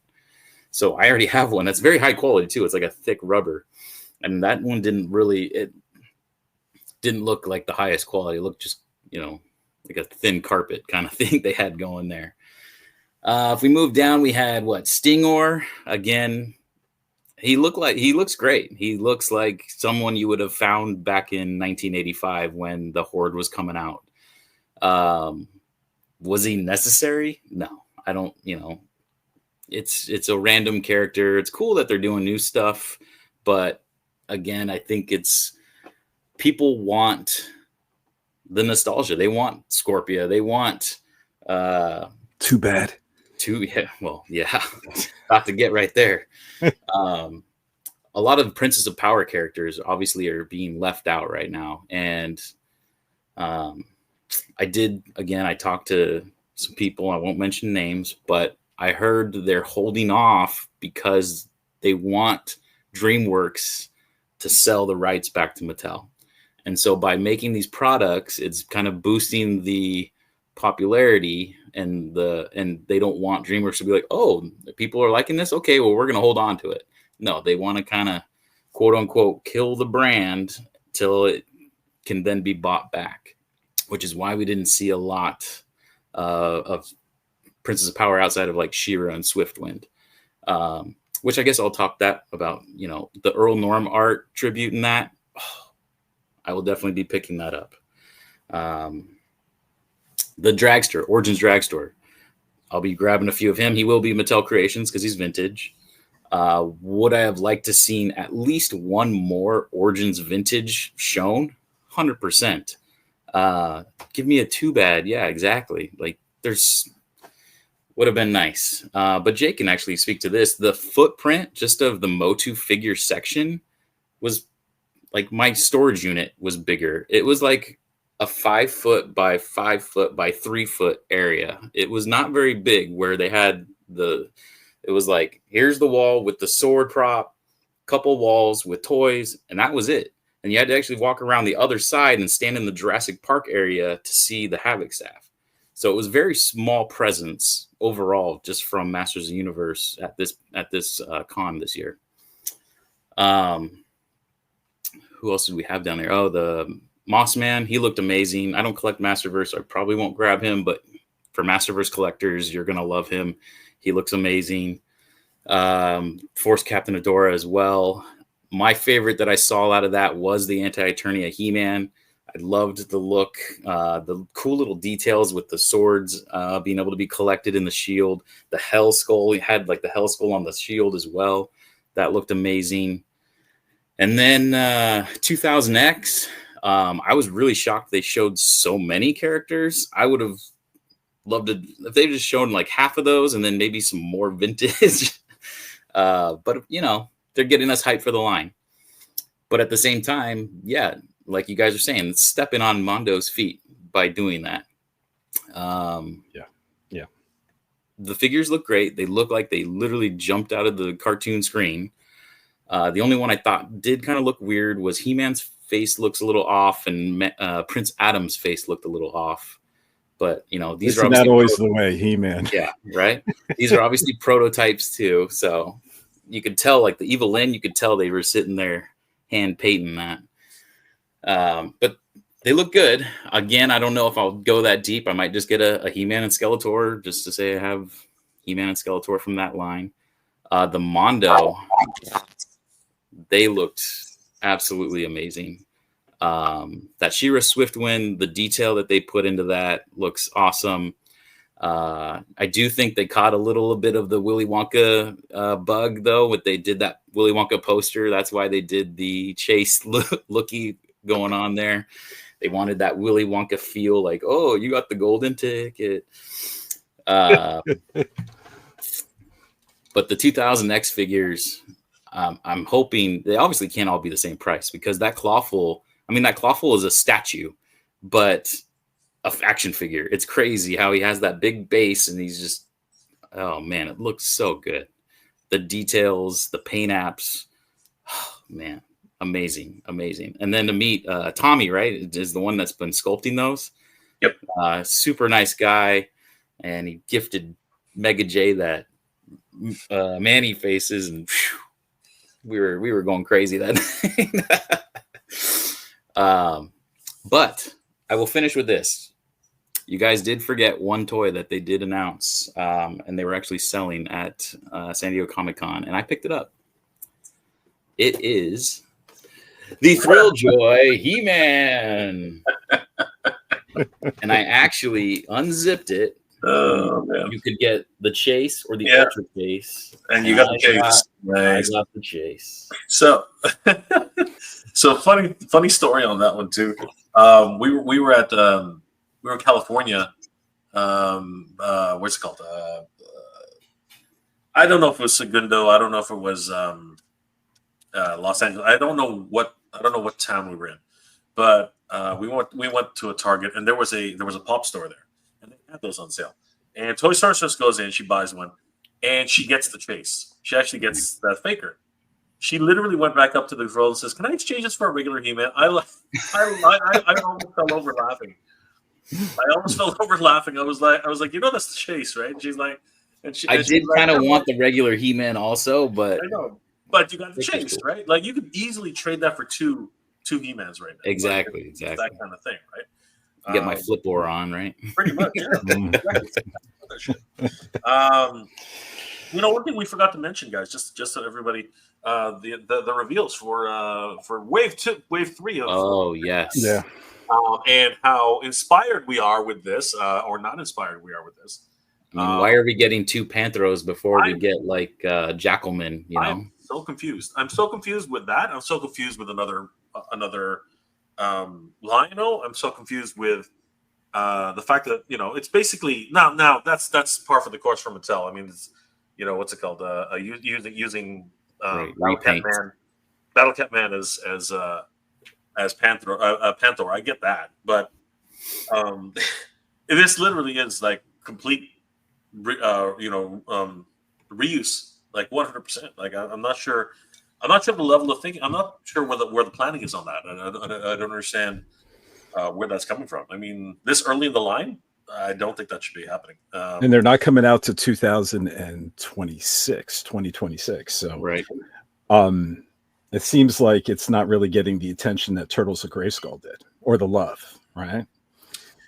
In terms of its actual varied, because these are literally just variants. Like they were cranking the waves out with Turtles of Grayskull, you know, right. and we got the comic line, and it seems like this is sort of a half measure, right? It is, again, and it's sad because, you know, we should see the kittens should have been like, you know, a pair, you know what I mean, like maybe included with Snarf or something, you know what I mean, like that. Yeah. We should be getting a whole bunch of them right now. At least, and where the we have two villains now. We have Skelron and we have Panther. Where's everybody else?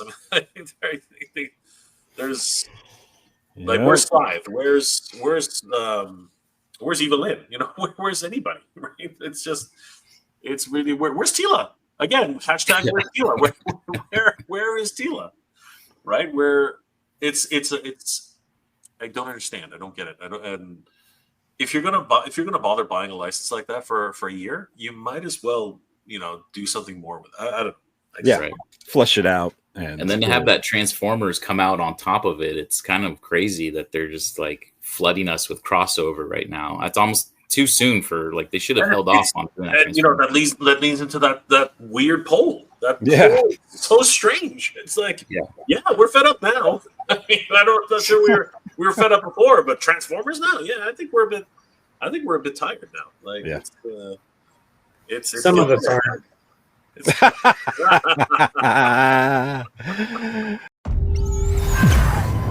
The Snake Lair is back. Snake Lair 2.0. Back in 2023, after the success of the Eternia playset, the Snake Lair was selected by fans as the next large-scale Masters Universe item to be made available through crowdfunding. Rigged.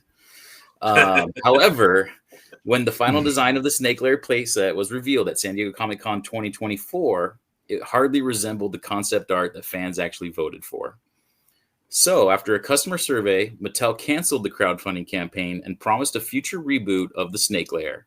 And now at San Diego Comic-Con 2025, version 2 of the Snake Lair was revealed. So what do we think of the new retooled Snake Lair playset and its $300 crowdfunding price? Is it an improvement? AJ, let's start with you.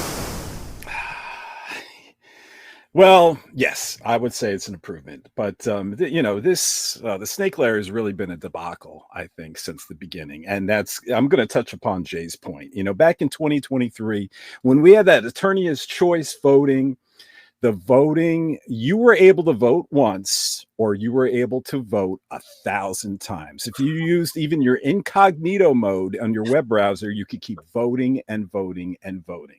So the voting was not an actual representation of what fans wanted. And some people brought it to Mattel's attention without bringing names. I brought it to Mattel's attention, a couple people, and no one seemed to care.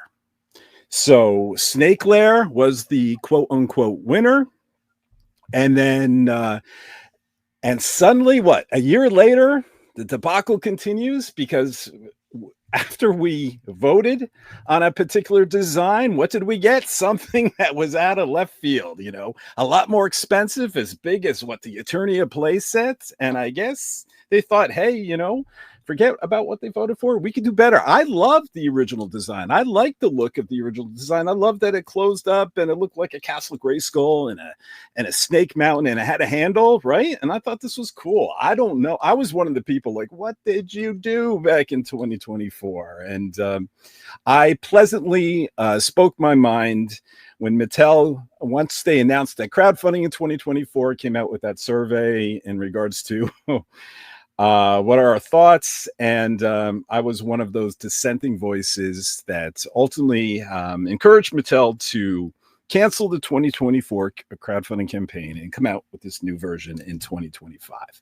And am I happy aesthetically with what this new version looks like? I think overall I am. To be honest with you, I do not like the pictures very much on the official Mattel Creations webpage. It looks very dark. The painting looks murky and saturated and so much darker than what the concept art looked like. But then when I saw the live shots at San Diego Comic-Con, I saw your shots, Mike. I saw your shots, Shay. I saw so many pictures. I'm like, oh, the colors look good. The colors look like what I wanted it to be.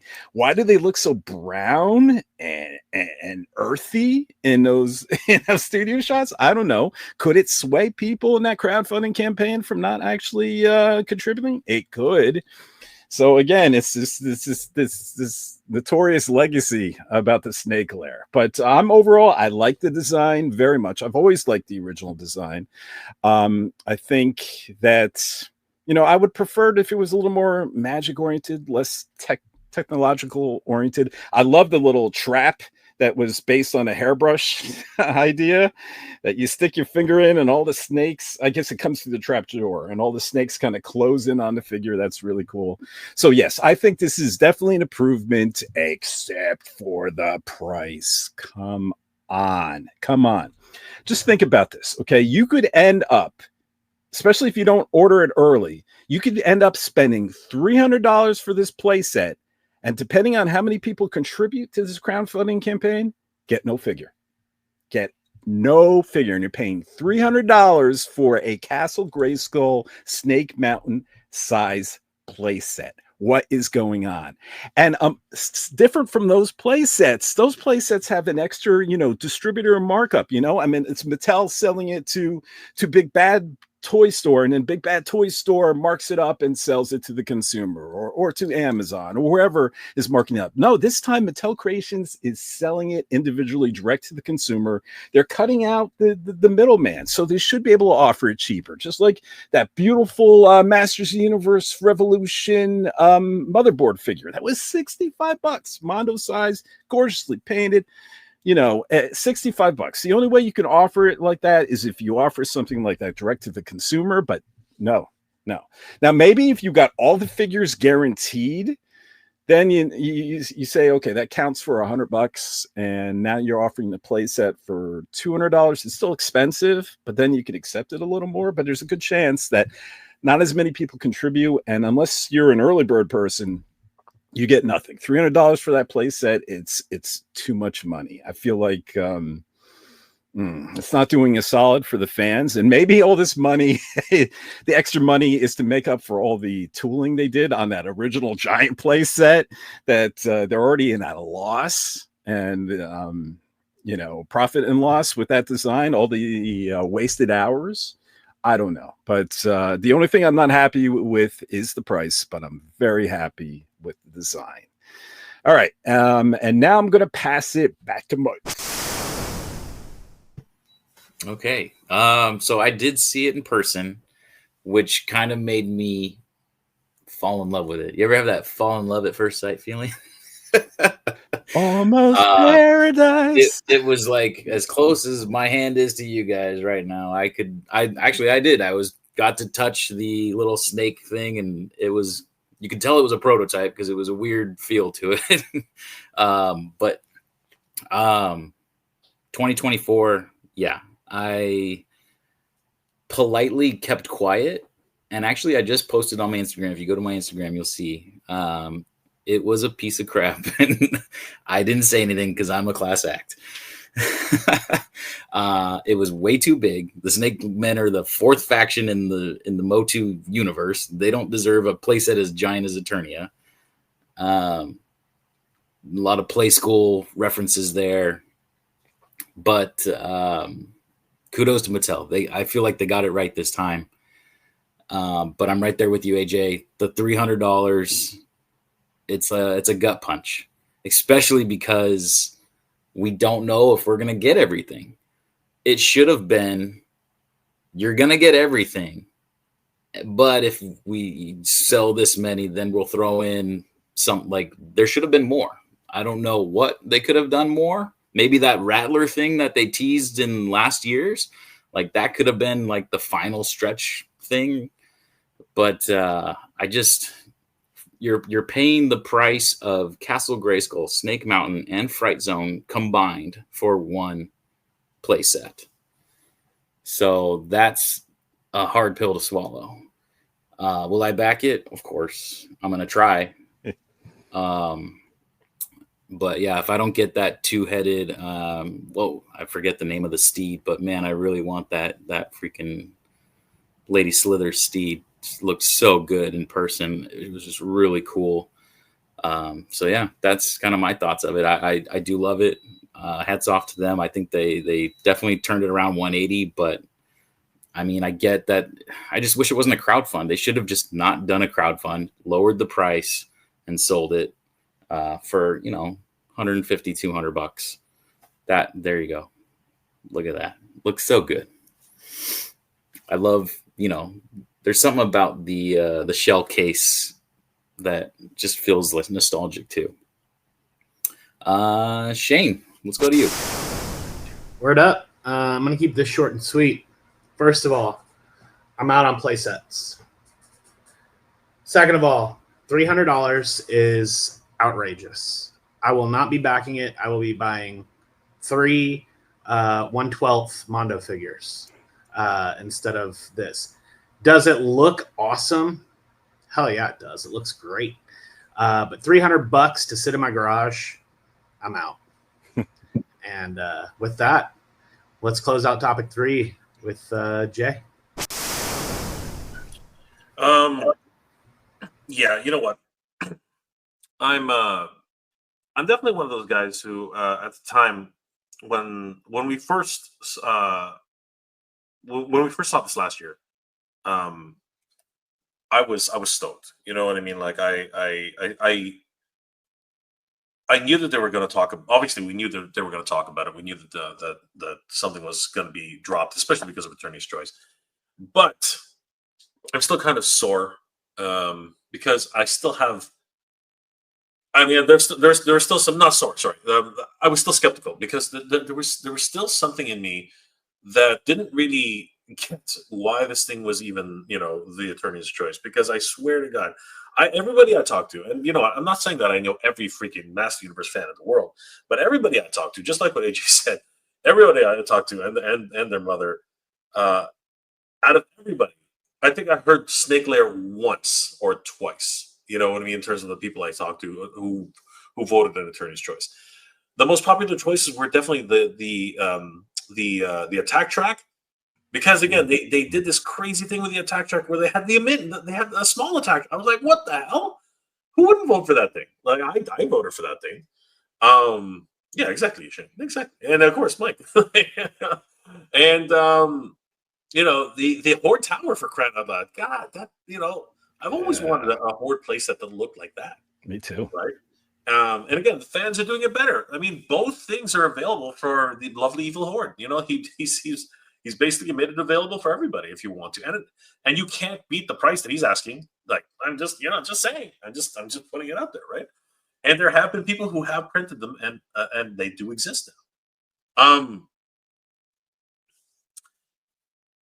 But when we finally saw the thing, it was massive. It was ginormous. I mean, this thing was. When I got up to it and I actually saw it, I was like, this thing's bigger than I thought it would. Like, even seeing it when they unveiled it on stage, and they actually put it in the case, I remember saying to myself, this thing is just huge. It rivaled Eternia. It really did. It was absolutely massive. Great ideas all around, everywhere. And I said that in my videos. I said that there were so many great ideas in this thing, maybe too many great ideas. And I think that's really what happened. I think that everybody got excited about this thing and just started throwing everything at it. Like, you know, ideas out the wazoo, things that they can make, you know, make this thing grandiose.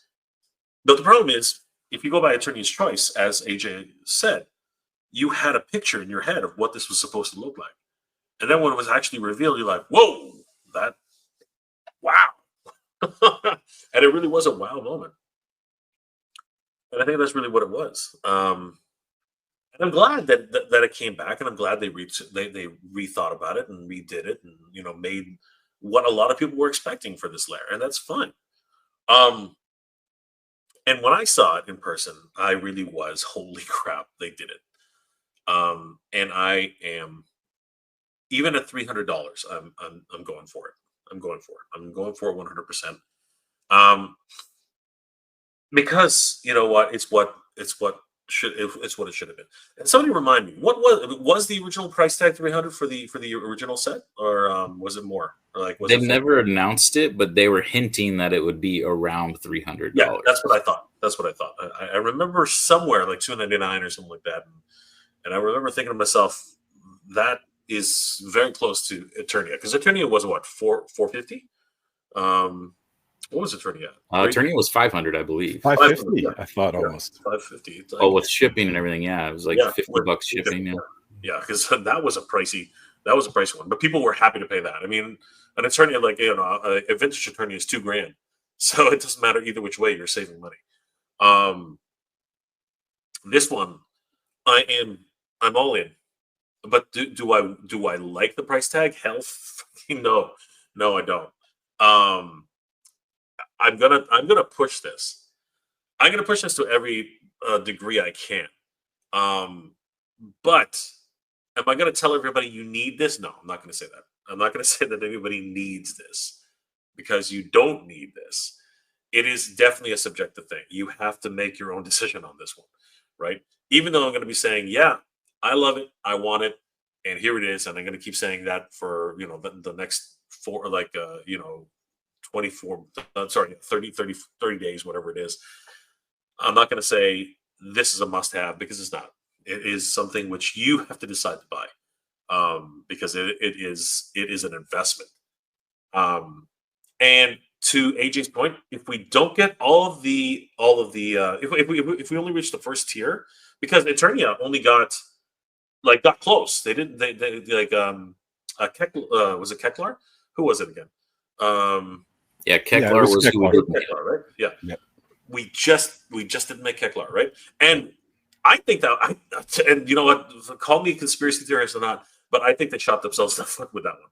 I think that they upset a lot of people with saying that everyone's going to get a King Grayskull if we get all the tiers. I think that actually got a lot of people upset, because as soon as they made that announcement, all the backers just dried up. Like, it stopped. It literally it was done. Like, they had momentum, and all of a sudden, just killed it. It was like they're playing games. Yeah, it felt like they're playing games. Yeah, I'm not one who collects for value. I don't do that. I collect because I want it, right? But there were a lot of people who are collecting this because they wanted it as an investment, and that one line, I think it really pissed a lot of people off. Because when you think about it, when you promise something to somebody, and maybe it's not even maybe it's not even an investment thing. I think it's just a promise thing. I think if you promise somebody that, hey, this is a valuable item, and if you back it in the first week or whatever, and we get full backing before before this week, you will get this, right? I think that's a promise. I think early bird backing is a promise, and I think that breaking, like, even just a gesture, a goodwill gesture. I think their hearts were in the right place, but I think you broke a promise, and because of that, a lot of faith was lost, and I think that's actually what happened. I think there was a big backlash on that. I remember getting a lot of comments on that video. I'm hoping, and the strategy's not there either, right? In my opinion, because they should have had an early bird for this one too. You know what I mean? I think there's early bird. Oh, is there early bird? Which one is it? I'm pretty sure it's the undead Lady Slither. Zombie Lady Slither. Lady Slither. She's the early bird. Yep. Now my question is, let's say we get to 9,000, will they pull this again and be like, oh, we'll give everybody Lady Slither? That's what I mean. No, I think they'll learn from that, because again, once that happened, the funding just stopped, right? So if they try that again, I'm heaven help them, because that was not a good move. And Lady Slither as an early bird, okay, maybe that's not so bad, because she really is an interesting. But it's an easy. You know what? I wonder if they chose the wrong one though. At this point, I wonder if the horse should have been the early bird, because again, we already have Lady Slither, and this is mummified Lady Slither or whatever the heck she is. Everybody's got a tail now. Everybody, people were buying her first, and of course she's a Mattel Creations exclusive. Blah blah blah. But we already got her, right? So I'm not sure it was the right move on that level. Now that because I got there late, right? So I didn't get all the details. So, but well, people who get there late for the crowdfunding could miss the figures entirely. I mean, you could get 7,999 backers, miss Zombie Lady Sliver, and then and not reach the priest or the two-headed serpentine, whatever thing that's called. Yeah. So, yeah. I'm still fun. With that, I'm still fine with it. Here, the way I look at it on a certain degree is that we are at the, and this is terrible to say, but I think it is. We are at a second coming of Master Universe in this generation. You know what I mean? This anniversary has been whichever way you want to cut it, this anniversary has been actually pretty good. You know what I mean? People are going to say that it got pulled from shelves and became an exclusive line and la la la, and I get that. I get that if you're not in on 2 or 3 of these, a single figure is going to cost you upwards of $25, maybe even $30. I get that too. You know what I mean? But these are now, again, like I said, this is our second chance at Master Universe, and for some kids, it's their first chance. And this is the one collector line, Origins anyway, that you can share with your kids. You know what I mean? They're affordable enough. Well, at least when they first started, they were really affordable enough to just like buy as many as you could and just literally play, like open them up, play with them, your kids. And again, they're meant to break. You can pull them apart, you can put them back together. You know what I mean? And I really enjoyed that aspect of it. I thought that was a really good idea, a great idea for Master Universe Origins. And I think that this is now we're at the tail end of it, and what happens now is what's going to determine whether or not Mattel is going to continue the line. I think because Origins, wherever it's going right now, it's coming to a close, and the main thing to hope for is Powers of Grayskull, right? Because there's only so many Origins figures left, right? I think finishing the vintage line is the only thing. Yeah. Because that's the thing, right? But how many figures we got left? We got like a handful of them, right? We got like about a dozen. 9. Yeah. Okay, fine. Maybe 12, right? But that's it. I don't think vehicles are going to be a thing really anymore. I really don't like. I don't think we're going to get Monstroid. I don't think we're going to get one. I don't think we're going to get. We might. I think the one we can hopefully is a Mantisaur. I think that's the one thing that maybe is on the docket because they keep showing it, right? But like I said earlier, Battle Ram, where the hell is it? Like that thing, it should have been an easy win.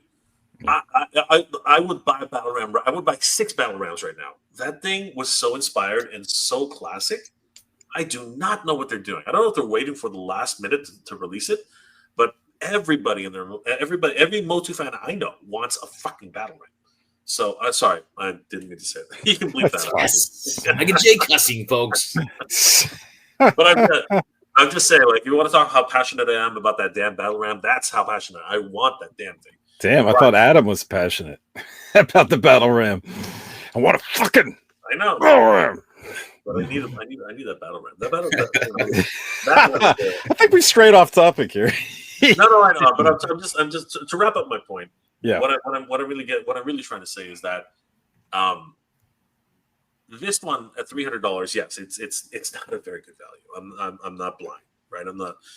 If we get all 3 stretch goals and the bonus, if we get the two stretch goals and the bonus early bird, then it gets really a little bit more palatable. You're at $75. You're pretty much at $75, maybe even $80 with the horse. So yeah, that's getting pretty close. But for me, what it is it's the first new real playset in Master Universe in a long time. You know what I mean? And I think that's well overdue. I was hoping for a Fright Zone, a different Fright Zone, to complement the other one. But I think the Snake, and in terms of factions, I think the Snake faction is the only one that doesn't have a playset, right? So it makes sense. In that sense. So yeah, I'll definitely be pushing for it, but I'm not gonna tell people that you need it. No, that's not what I'm gonna say. I will probably say something like, I need this and I hope it funds, but I'm probably gonna stop short of saying that we as a community need this. Right. And that's gonna hurt that too. I'm sorry. It's a hard sell. It's a hard sell. It really is. So. Believe it or not, there was more going on at San Diego Comic-Con than just Masters Universe. What? Can you believe that? It's absolutely crazy. Among all the geeky booths, panels, and geek events that took place at SDCC, what else excited you that you saw from afar or that we saw in person that was not He-Man or She-Ra related? I'm going to throw it to Shane. All right. So you guys got to see some of this stuff firsthand. I'm a little jealous, not gonna lie. I'll run through my list quickly. I am stoked on Aztec Batman. I think that looks super radical. Coyote versus Acme. Could not be more excited about that. Also love what they did with that panel. Fun fact, our Orco was the Coyote, yeah. The Rankin Bass Hobbit figures. What?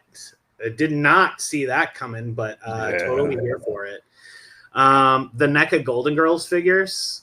Yeah, gonna get those as well. I'm super stoked on the Toxic Avenger movie. I think that's going to be a very fun little ride. Spartacus House of Asher. I don't know if y'all ever watched Spartacus when it first came out.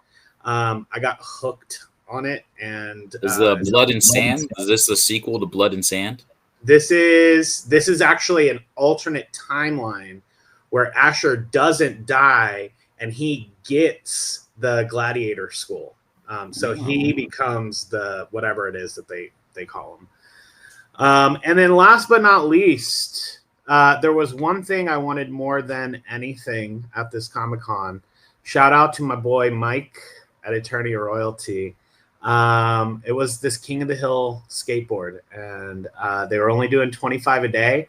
And on a very busy MOTU day, my boy Mike not only went one time, but went twice and talked the dude some magic he worked into giving him a skateboard, even though they were sold out for the day. Honestly, it was crazy. So I went there, just a quick story. I went there at 10 a.m. and it was like, hey, do you guys have any more boards left? And the guy goes, our shipment's late. If you can come back, maybe I'd give it an hour or two. And I was like, okay, yeah. MOTU panel happens, all this stuff happens, and I'm like, oh crap. I'm like, probably gone. So I go back to the booth. It was probably like 2 something at that point, almost 3 o'clock. And I was like, hey, are there any boards left? I was talking to a gentleman earlier and he said that you guys' shipment was late. And the guy goes, who'd you talk to? And I'm like, a guy? he's like looking around and he goes, can you describe him? I'm like, I couldn't describe him. I'm sorry. And he goes, meet me at the booth across the way. Meet me at the booth. I'm like, okay. So my wife and I crossed the little, aisle there and meet him at this other booth. Sure enough. And he's like, yeah, we have a few extra for tomorrow, but I'll let you have this one. I was like, dude, thank you. Like, you don't even know. And I really appreciate it. Yeah. Shipped today. That is awesome. That is why didn't I ask you for a power sword, Mike? Oh, that is a great story. Oh my god, that is so cool. We better see pictures of you using that skateboard there, Shane. Yeah, it'll probably hang on the wall, but I was very stoked, and Mike, super appreciative. Thank you very much. And with that, I'm going to pass it to Mr. Eternia himself, AJ. All right. Well, you know what? I'm going to stray from all the figures and just talk about a particular property. Okay, I happen to be one of the properties I love is Predator, and Predator had a big presentation. Did they use Hall H? I think they used Hall H. They did use Hall H, and then there was a pop up at the Hard Rock Hotel across the way. 3-hour line though. Yeah, that was annoying. We were eating across the street, and every few seconds you hear boom, boom, and we're like, "What the freak is going on? I just want to eat my lunch." Like we were literally sitting across from it, and all you heard was boom. We're like, "Jesus Christ!" They're blowing every one of the freaking Predators up. I'm sure it was a pretty awesome experience because it was very, very loud coming out of that hotel. I heard it was very cool. They premiered the Badlands poster, Predator Badlands, which is coming out in November, but they also screened 15 minutes of the movie. The first 15 minutes, not all the effects were done, and there was some temporary score. Maybe those were the big booms you heard, but the people that tweeted about it, is it still called tweeted? X'd about it. were raving about it. And this is really the first time ever that the Predator is the protagonist. And the 15 minutes they saw was dealing with one Predator, another Predator, and another Predator. And there were no humans involved. And, you know, comic books would do this, but not the movies. You know, the Predator was always the slasher villain, the Michael Myers, you know, killing the humans. So I'm so excited about this. I'm not sure if it's going to work as the Predator being the protagonist, but I'm so excited about it. And so far the word has been great. And then I was also excited because I don't know if you guys have watched it. Shane, you should definitely. Predator Killer of Killers. It was an animated anthology series that sort of kind of merges all towards the end. Great. It's on Hulu and Disney Plus. And they added an extended ending, which should I say it? I don't think it really spoils the main fun of the story. It's almost like a Marvel kind of tack on, but they brought back, spoilers, everyone, Dutch from the first Predator movie and Harrigan from the second movie, Predator 2, Danny Glover. So, and you know, you always wonder what happened to these characters. The Predator is one of those franchises that there never is a reoccurring character in any Predator movie. Arnold never came back. Danny Glover never came back. The people from Predators. That's the very interesting thing about that franchise. Not a single reoccurring character, but here they brought him in the cartoon, and you get to see what happened to those characters. So it was an extended ending that dropped weeks after it came out. They announced it at San Diego Comic-Con, and boom, it was on Hulu, you know? So very cool, very excited as a Predator fan, and I'm looking forward to November. And definitely check out Predator Killer of Killers if you haven't seen it already. It's really a great, and it's gory, guys. It is gory. Oh, so I'm going to bounce it now to, who am I going to bounce it to? I guess Jay. This weekend was crazy. Like you know what? I'm just gonna go complete opposite and say that it had nothing to do with anything at the show. Like what I really enjoyed this weekend was really meeting friends again. You know what I mean? Meeting friends, making new friends. Like, you know, Mike and I, we met at Frankensons for crying out loud. You know what I mean? Like that was crazy. You know, and Frankensons, we should cover Frankensons as a topic. That place is just, oh my god. Like if you want to talk about vintage, overpriced figures, holy crap, Mike! Like, was it like $500 for a freaking $1 or something? Like, no, 1,000. I think it was $5,000. They had one for 4,000, one for 5,000. They're basically priced so high that it's just a display. They don't. They're like, it's a display. They're doing it to get you into the booth, and I totally get that. But I met so many great people at this event, and I connected with so many great people, and you know, I found out that you know, like fans who watch the show and you know, appreciate what we do as a community. That was great. You know, the Toy Tuber panel, the Toy Tuber Unites. That was interesting all on its own, and to meet people who were there and you know, just wanted to talk about anything. You know what I mean? It was really, really great.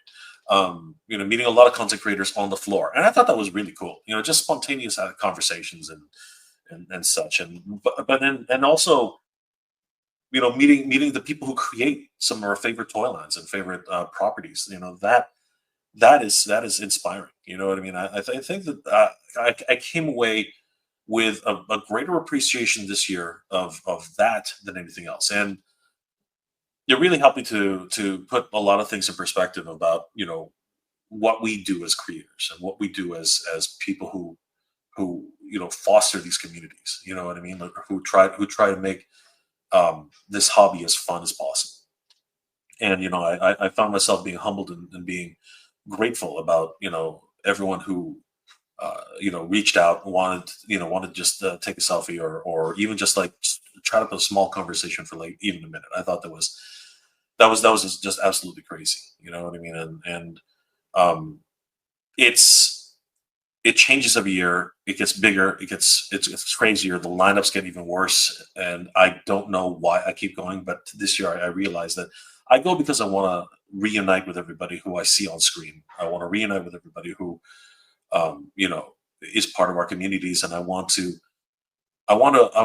be part of this community, and sharing these experiences that we have together, and find out the latest and greatest things that are coming out with these things, because being on the floor and seeing everything, not just Master Universe, whether it's Strawberry Shortcake, whether it's Mask, whether it's Sectars, you know what I mean, whether it's pretty much freaking Rankin and Bass, The Hobbit.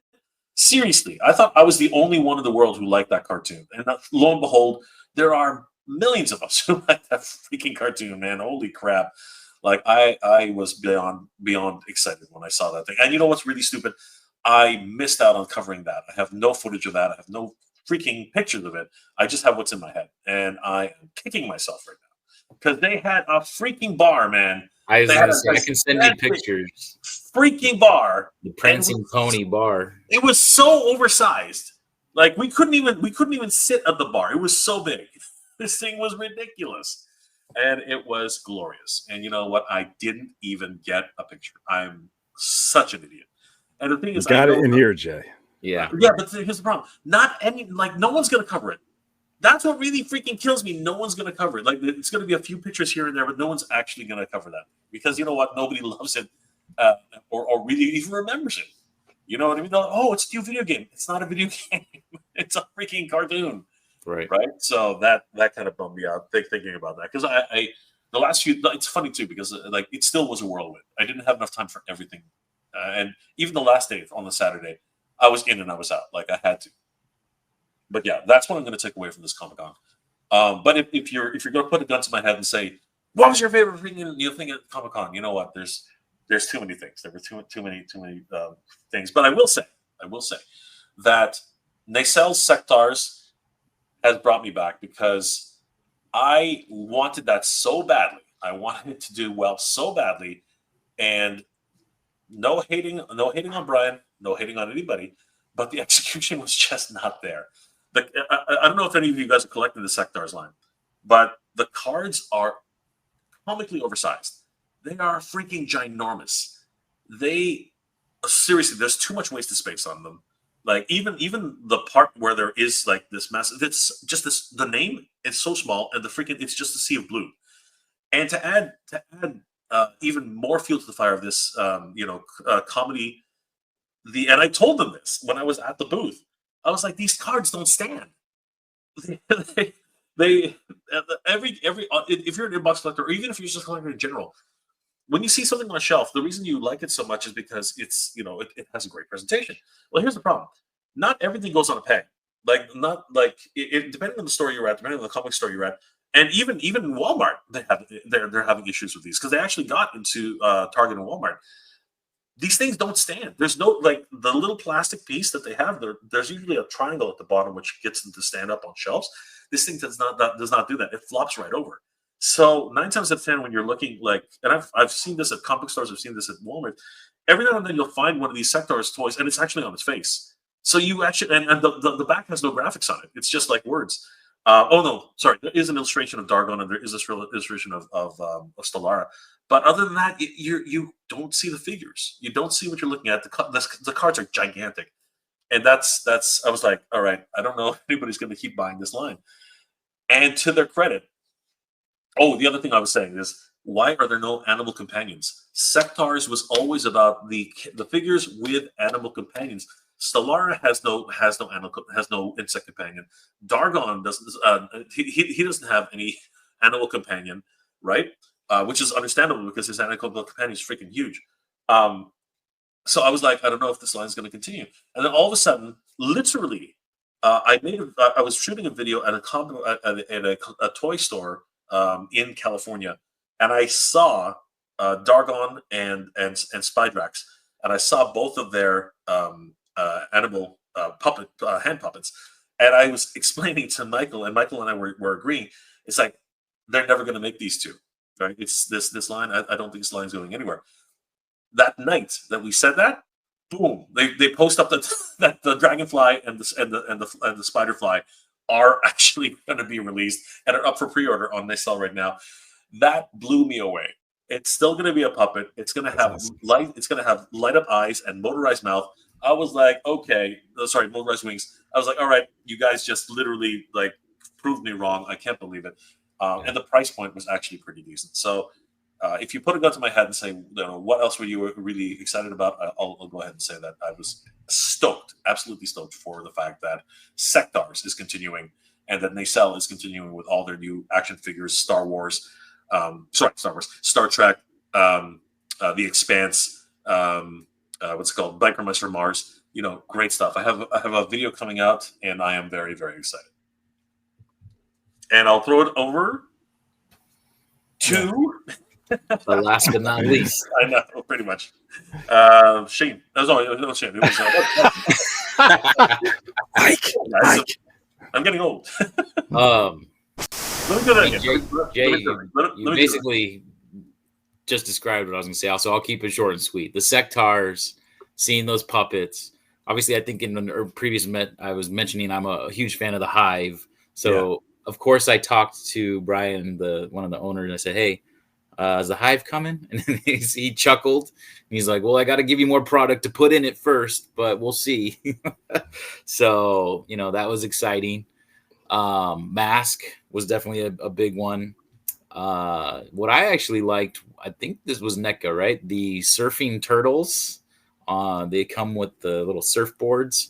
They were pretty cool. Yes, that was the SDCC exclusive.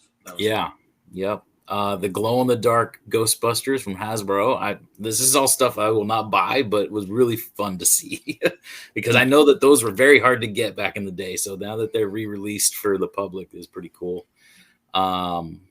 What's the name of the ship that they had too for Hasbro Pulse? The Star Wars the clone attack ship. The clone attack ship. Yeah, that thing was massive. That was awesome to see. They had a display at the Lego booth of the entire San Diego convention that was crazy. and then like the convention floor behind it with panel rooms. They had a Marvel panel showing. That blew my mind. It was at least probably 10 foot, 12 foot long crazy. And about 6-7 feet wide. This thing was massive. It was amazing. The one exclusive that was not MOTU related, although it is close, that I did pick up was a Flipor Champions of the Fairy. I'm still waiting for mine from the crowdfunding. You got blue my invoice. And you didn't get the blue balls. I did not get. I didn't get blue balls. I got blue balled. Yeah, because I didn't get anything. But yeah, actually to piggyback on you, Jay, like hanging out with you and Danny on Thursday and Carlos, and it brought back that like intimate PowerCon feeling. Even though we were in such a big space, it was hanging out with friends that you don't get to see on a regular basis. Even though we're interacting this way, it's so different just to be in person and hang out on Friday night. Seeing what's his name, Dave Wheeler in person, getting to meet him. He's a giant, by the way. I did not realize he was so tall. My goodness, he's like 6'5". He told me that he was a freaking giant, and I didn't believe him. Then when I met him, I was like, "Holy crap!" Yeah, he's a big boy. He's a big boy. So hanging out with those guys, hanging out with you, it was so fun. I definitely wouldn't trade it for the world. I look forward to being able to go to another con with you guys and hang out. But yeah, that's it, man. That was my con. I had a great time. Yeah, Shane and I, like I said, you guys had a party, and we said this before off the air, and Shane and I had a pity party, and we didn't go. But Shane, I love your answer. Thank you for being a friend. The Golden Girl mechas. What a great answer. Are they? I didn't see them. There's another booth I actually didn't visit. Are they re-releases of the first wave, or are they brand new versions? I think they're re-releases. Okay. Yeah. But I didn't get. They were in such low numbers the first time. I never got one, and so I'm stoked. Yeah. So should we skip the plugs? We're clocking in at 2 hours plus. Right. Unless in it? someone has something major to promote. No? No, not really. No, nothing yet. I haven't like. There's something I'm working on, but right now it's maybe next episode you can maybe. talk about it. All right. All right, Shane, close this out, buddy. Well, that's it, folks. We appreciate y'all watching this super big extravaganza post San Diego Comic-Con. I'm old Shaner. I'm AJ. I'm Mike. And I'm Jay. Later, homies. See you next time.